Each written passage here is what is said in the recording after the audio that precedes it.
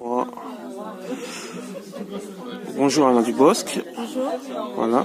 Alors, on va directement passer à la séance questions.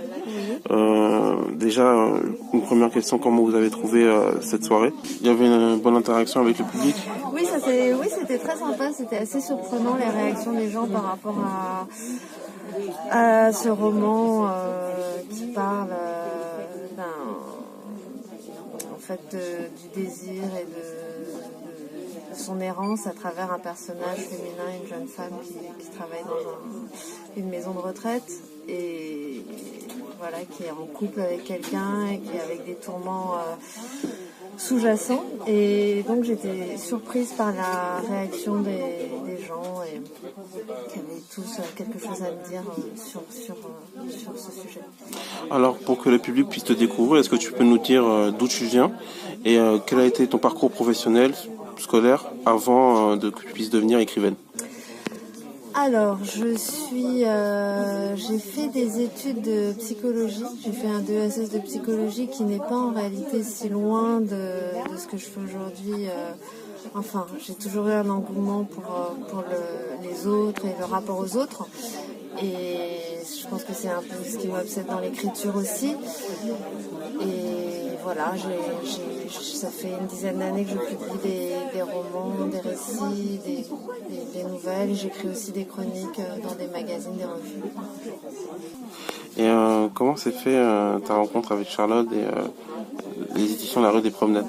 On s'est rencontrés il y a donc 10 ans. En fait, elle commençait aussi à mettre en place un projet éditorial. Et puis, par le biais d'une amie, j'avais envoyé 2-3 textes.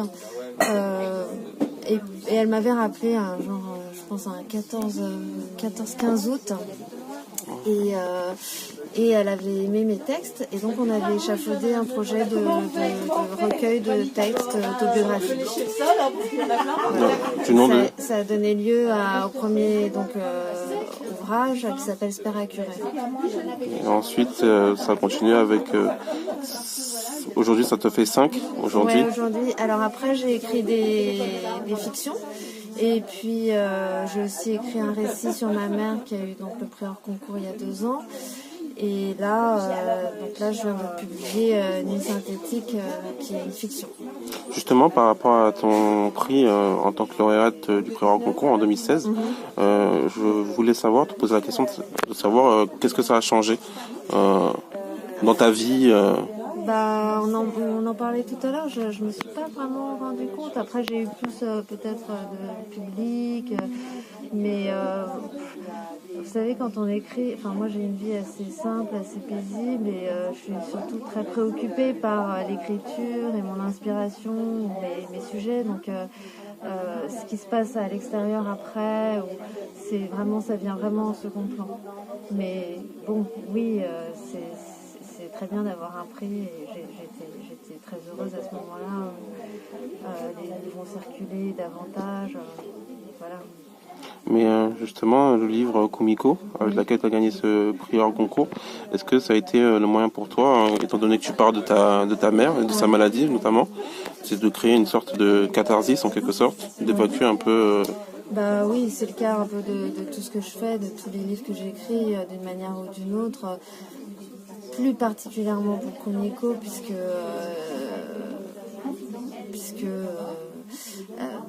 c'est un livre sur une maladie, sur sa démence en fait, et donc la perte de la mémoire. Donc effectivement, j'ai voulu fixer les choses et la sauver un peu de l'oubli. Voilà. Donc oui.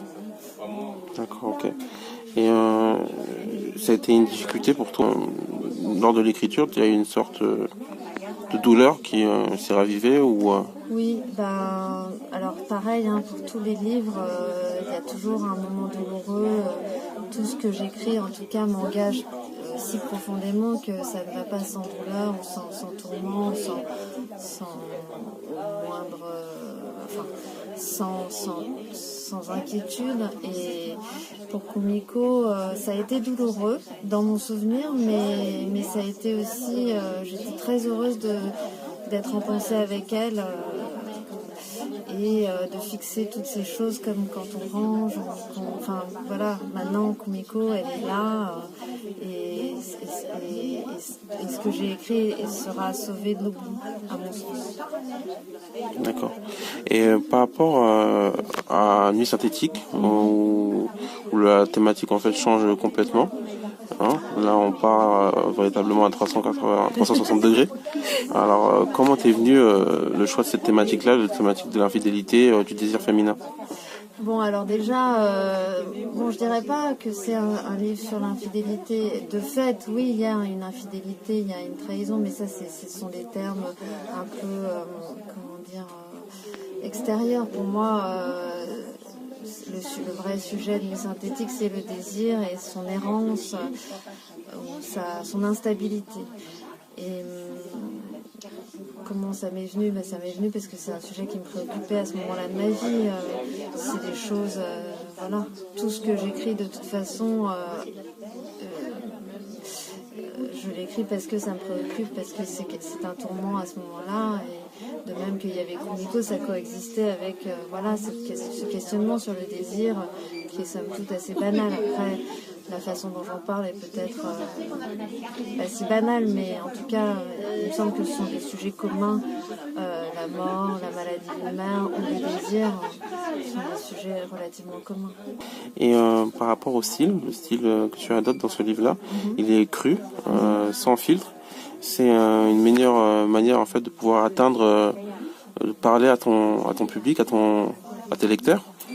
Je pense rarement à mes lecteurs quand j'écris. Je pense plutôt, je sais pas, j'ai pas dans l'idée d'écrire de telle ou telle manière. J'écris de cette manière-là. Même Kumiko, tout ce que j'ai un style particulier et ce style, c'est la façon pour moi la plus juste de dire quelque chose et aussi de faire en sorte, paradoxalement, que les mots s'esquivent un peu pour faire apparaître des choses complexes. Et c'est pour ça que on me dit que j'ai un style cru ou un style elliptique. Je pense que mon obsession, en fait, c'est que comme je parle de choses assez complexes, j'essaie d'en parler le plus simplement possible pour que la complexité surgisse et que les mots s'effacent un peu. J'ai pas envie qu'on voit trop les mots, j'ai envie qu'on voit ce qui permet de montrer. Parce que dans ton livre, justement, on visualise très bien, très rapidement. Et je me disais que c'était véritablement quelque chose qui était véritablement voulu, décidé. C'est pas voulu au sens où, à force d'écrire, c'est ce chemin que j'ai pris et c'est mon style.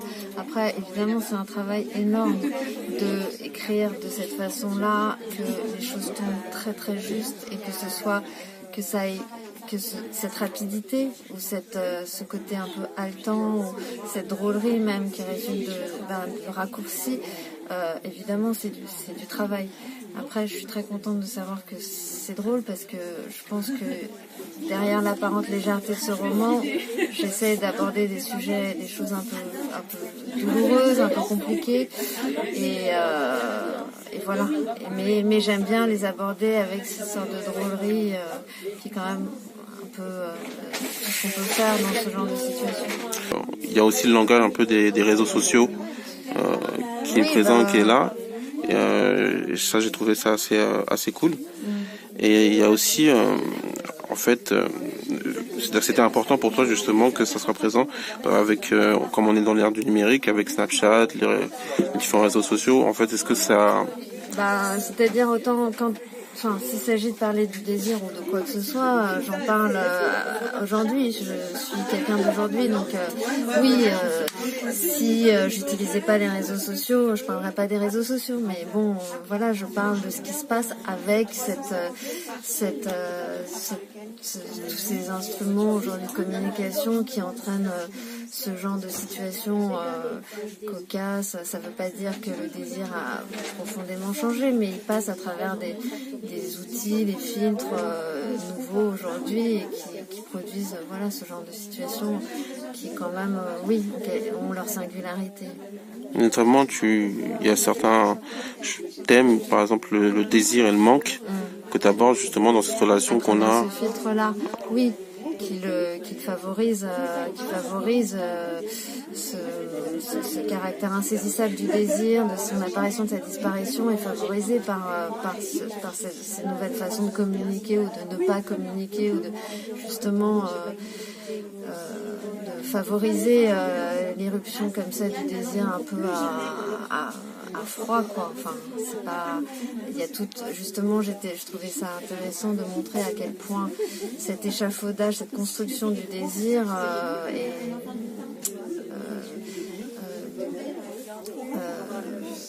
comment dire, va épouser une forme particulière qui sont voilà cette sorte d'absence-présence des réseaux sociaux.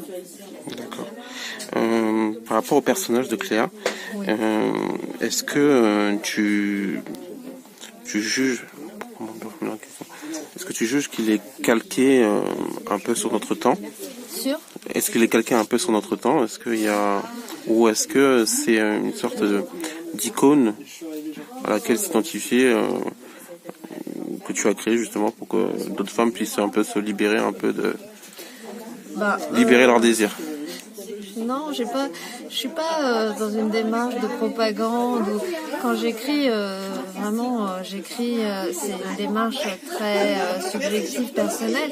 Après, je suis ravie et j'étais très surprise aujourd'hui, par exemple, que des gens prennent la parole pour me parler de leurs histoires à elles ou à eux, même des hommes. Mais non, j'ai pas du tout une démarche, de libérer une parole.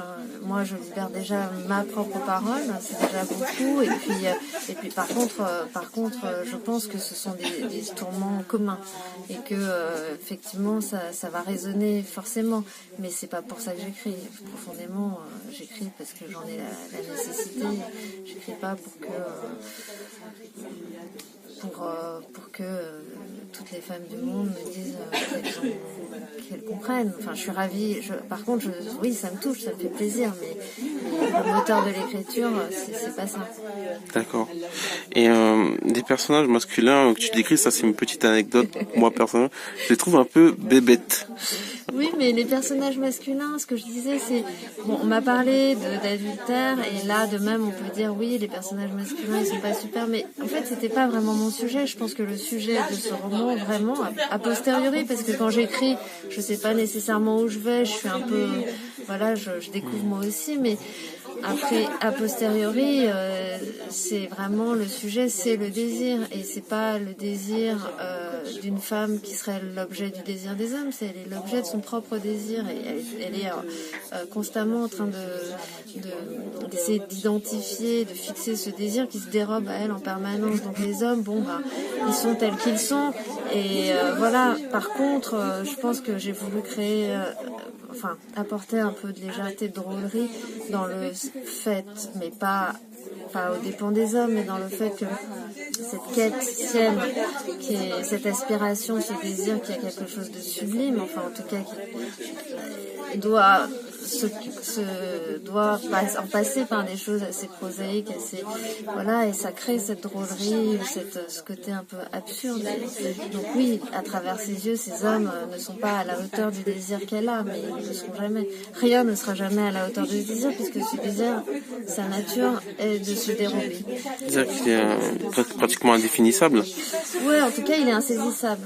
Et il est fuyant, et c'est en ça qu'il est douloureux, et en ça que le roman est assez sombre, en fait. Justement, c'était une de mes questions, c'est-à-dire que cette manière d'aborder le désir, en quelque sorte, j'ai l'impression que c'est comme quelque chose qui auparavant on n'aurait pas pu en parler forcément de la manière-là dont tu parles.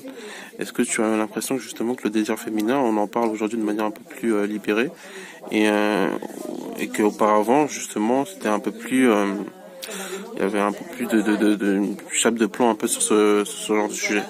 J'étais étonnée qu'on me dise effectivement que le langage que j'employais était plutôt un langage qui serait le territoire des hommes, et peut-être inconsciemment pas tant que ça, je me suis emparée de ce langage. Et c'est vrai, ce qu'on disait, c'est que certaines scènes ou certaines façons de parler qui ne seraient pas du tout choquantes venant d'un homme, ou en tout cas qui passeraient très simplement, heurtent un peu l'oreille. Et ça, ça, j'en suis pas mécontente. Voilà. En ça, oui, je pense que l'engagement, il vient de là, de mon engagement de parler. Je dis pas que mon personnage n'est pas aliéné, je pense qu'il l'est, mais en tout cas, moi, en tant qu'écrivain, d'écrire sur le désir, sans me restreindre à une façon dont il faudrait en parler, qui serait même intégrée, puisque l'aliénation, elle est intégrée, et juste en laissant une parole assez libre, et voilà, en parlant, en fait, comme en réalité, toutes les femmes en parlent, hein. Et bien, je pense que c'est là où il y aura un engagement. Deux dernières petites questions un peu plus légères. Je voudrais savoir si ton livre nous aide un peu mieux à rentrer dans la tête des femmes, nous en tant que garçons. Ben, j'espère. Après, je pense pas avoir écrit un livre sur le désir féminin. Je pense que ça dépasse. Je pense que ça concerne. Je pense que c'est un livre avant tout sur le désir et sur sa nature. Hein, je pense qu'un homme peut s'identifier au personnage féminin, même si effectivement je suis une femme, j'écris sur mon personnage est féminin, mais je pense pas qu'il soit exclusivement féminin ce désir. Je pense qu'il est voilà. Et le vendredi 8 mars, c'était la journée de la femme, Oui. internationale de la femme. Toi, en tant qu'écrivaine, toi, tu te positionnes comment par rapport à tout ce qui est lié aux conditions de la femme? Bon, forcément, tu es directement concernée, mais en tant qu'écrivaine surtout. Ben, en tant qu'écrivaine, je pense que, par exemple, le dernier livre que j'ai écrit, Nuit synthétique, j'ai dû surmonter, et j'en suis contente, une appréhension d'aborder ce sujet. Donc c'est ça, c'est en ça que voilà, il y a encore du travail, c'est-à-dire en tant que femme de prendre la parole déjà, c'est compliqué. D'écrire, ça reste douloureux et